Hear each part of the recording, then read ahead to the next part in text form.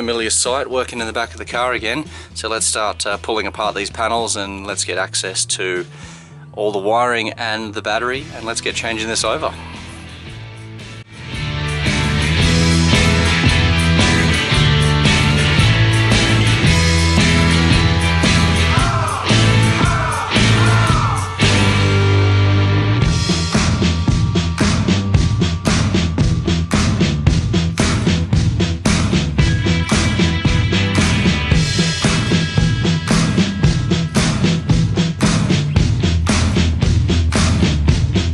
First things first, we want to disconnect the circuit breaker. Nice and easy. Push a button. Job done. Thanks very much. It's a bit dark in there, not too sure if you can see, but you can kind of see the circuit breaker. So that's all done. Now we can start playing around with the battery.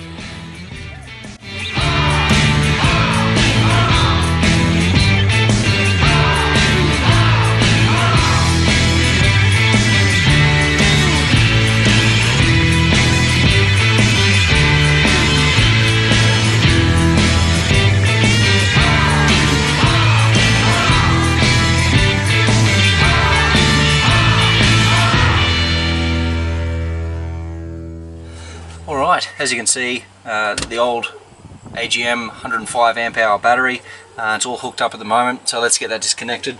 I want to get this lithium one in pretty much straight away. Let's not muck around, let's get going.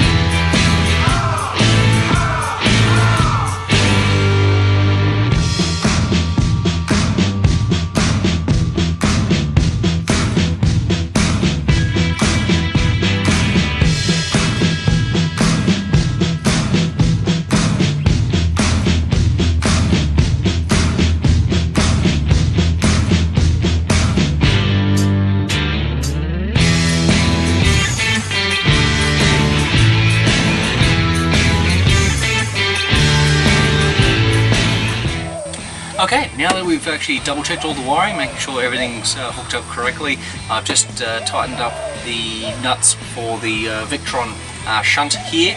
So now is time to finally hook up the battery, and let's see what she can do.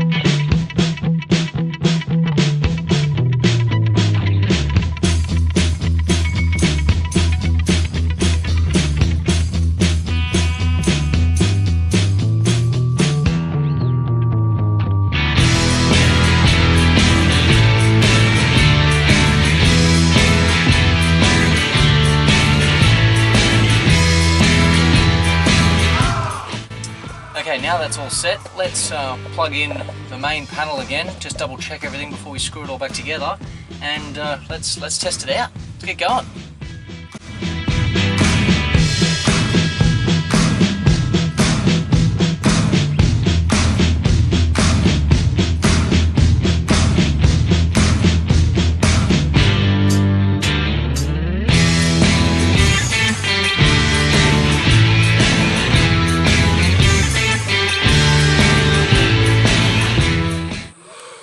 Now, let's see if we can focus in there.